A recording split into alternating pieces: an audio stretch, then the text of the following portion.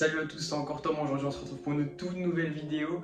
Vous êtes beaucoup à avoir kiffé l'épisode 1 des straits d'horreur que j'ai pu faire auparavant. Du coup aujourd'hui j'ai pris la décision de vous raconter une histoire qui est assez longue. De base je voulais partir sur 4 histoires, mais j'ai pris la décision du coup de raconter ces 4 histoires en amont et de vous faire plusieurs vidéos, du coup plusieurs épisodes, et comme ça vous kiffez tous énormément. Du coup aujourd'hui je vais vous raconter une histoire assez spéciale en rapport avec l'urbex, on y vient juste après. Mais avant de commencer cette vidéo, pour tous ceux qui regardent mon contenu, vous êtes beaucoup à regarder et ne pas être abonnés malheureusement. Donc je vous invite à vous abonner, ça prend 3 secondes et c'est totalement gratuit. Le petit bouton s'abonner, pas le bouton rejoindre, mais le petit bouton s'abonner, c'est totalement gratuit.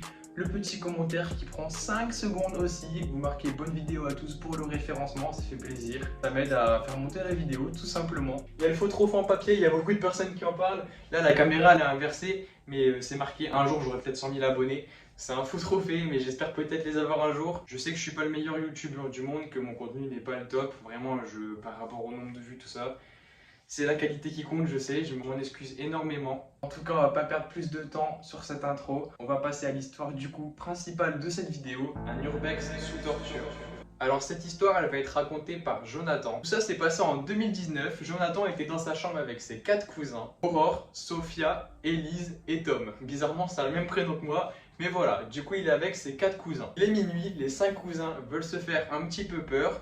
Et ils se racontent des petites histoires dans le noir, des petites histoires d'horreur, des choses qu'ils ont inventées, des choses qu'ils ont vues sur internet. Et je pense qu'on a déjà tous fait ça, se faire des petites frayeurs et se raconter des petites histoires. Et là, voilà pas que Jonathan, il a une petite idée en tête, un truc qu'il a pas mal expérimenté avec sa cousine Sophia. Il se dit, pourquoi pas aller faire un urbex tous ensemble. Étant déshabitué de l'urbex, du coup, il voulait faire découvrir cette pratique et le moyen de visiter des lieux abandonnés à tous leurs cousins.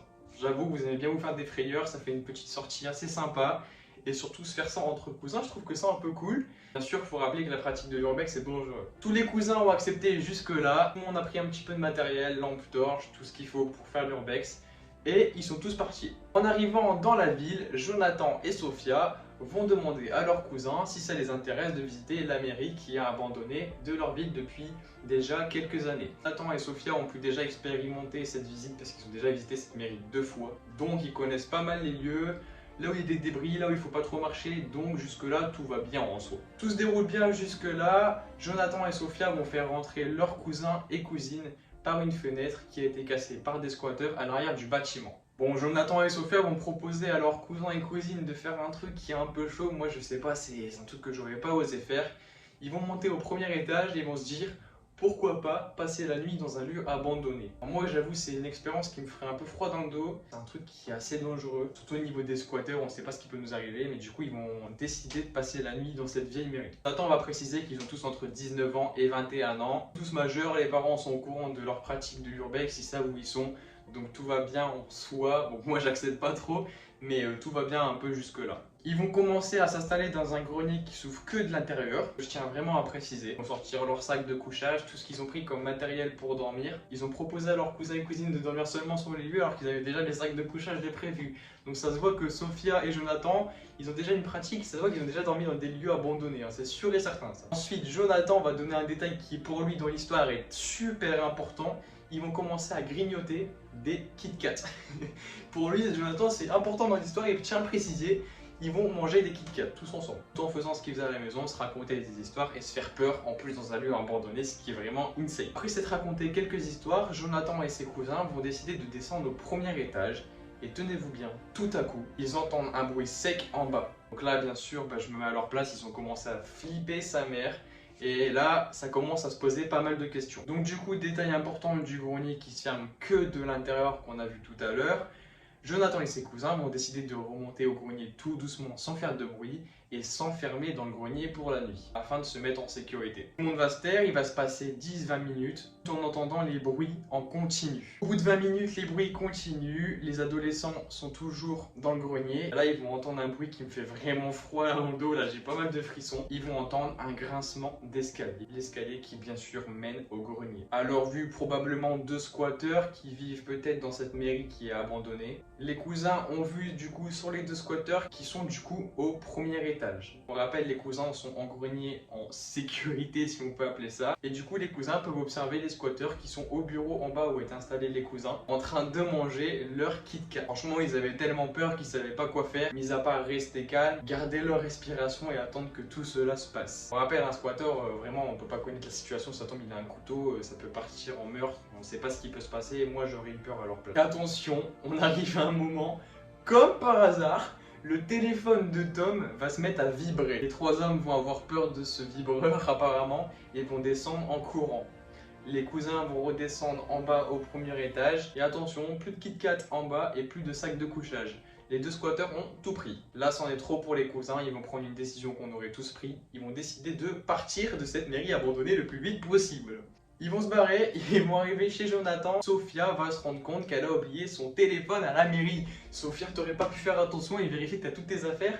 Tu veux retourner dans un lieu abandonné et récupérer ton téléphone. C'est pas possible ça, c'est pas possible. Elle avait pas de mot de passe sur son téléphone, il y avait toutes ses cartes bancaires, tous ses mots de passe sur son téléphone pour sa boîte mail, etc. Donc pas le choix, faut aller récupérer le téléphone. Ce qui est logique. Moi personnellement, j'aurais attendu le lendemain matin et j'y serais pas allé seul. Du coup, Jonathan et Sophia vont prendre une décision, ils vont décider d'y aller seuls, sans les autres cousins, pour aller récupérer le téléphone de Sophia. Jonathan va alerter son père et son père va décider d'y aller avec eux.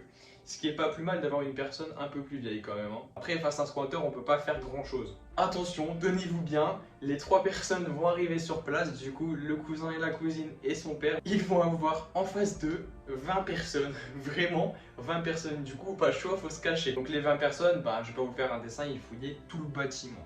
Je sais pas pourquoi, mais Jonathan va nous dire que ces personnes ont fouillé tout le bâtiment. Le potentiel objet qui aurait laissé les cousins. Là, attention, les cousins et le père vont se faire repérer par la vingtaine de personnes qui sont en train de fouiller le bâtiment. Et du coup, vont courir jusqu'au commissariat pour aller expliquer la situation. Donc moi, j'aurais fait pareil, peut-être, je sais pas. Je suis pas dans la situation, dans le feu de l'action, peut-être que j'aurais pas été pareil. Mais du coup, ils vont courir jusqu'au commissariat le plus proche. Policiers super sympas, ils vont décider d'aller avec eux pour retrouver le téléphone de Sophia. Super sympa. Pourquoi je dis ça? Parce que c'est une propriété privée, ils n'ont pas le droit de faire l'urbex. Et ils vont décider d'aller du coup avec Sophia et le père, tout ça, récupérer le téléphone. Ils vont arriver sur place avec les policiers. Et attention, quand ils vont arriver sur place, il n'y a plus personne. Du coup, ils vont monter au fameux grenier. Et là, il y a bien sûr, avec toutes les personnes qui fouillaient le bâtiment, le téléphone de Sophia n'est plus là. Il n'est plus là, le téléphone de Sophia. Fallait s'y attendre, t'oublies ton téléphone, il y a une vingtaine de personnes qui fouillent. Mais il n'y a plus de téléphone, c'est logique, Sophia. Du coup, les policiers vont essayer de localiser le téléphone de Sophia. Je rappelle, il y a plein d'informations importantes dessus. Mais malheureusement, les policiers ne vont pas réussir à localiser son téléphone. Ils vont rentrer chez eux au matin et une des cousines, du coup, qui s'appelle Elise, va recevoir un message sur son téléphone de la part du téléphone de Sophia. Donc pourquoi je dis le téléphone de Sophia? Parce qu'on rappelle, le téléphone de Sophia, c'est plus Sophia qui l'a. Donc elle reçoit un message de la part de Sophia, indiquant un numéro et des coordonnées GPS. Du coup, ils vont faire quoi? Ils vont alerter la police, ce qui est logique. Ils ont pris un téléphone, bon, j'aurais peut-être pas dit voler, ils l'ont trouvé, donc c'est un peu du vol, mais voilà. Et du coup, les coordonnées vont mener tout simplement à un camp de gens du voyage. Les policiers vont clairement dire à Sophia qu'ils mettront pas un pied dans ce camp de gens du voyage, c'est beaucoup trop risqué, surtout pour aller récupérer son téléphone. Et qui vont dire à Sophia de tout simplement, tu te débrouilles quoi, cherche ton téléphone toi-même, on met pas les pieds ici. Ce que je trouve un peu dégueulasse de la part des policiers. Du coup, Jonathan va se connecter au mail de Sophia sur son ordinateur pour supprimer toutes les informations importantes en ce qui concerne les codes bancaires par exemple et demander à la banque le lendemain de bloquer son compte en banque. Il va aller à la banque le lendemain et la banque va leur apprendre que les personnes du voyage ont retiré, attention, 3000 € du compte de Sophia. Il va falloir s'y attendre, tu mets pas de mot de passe.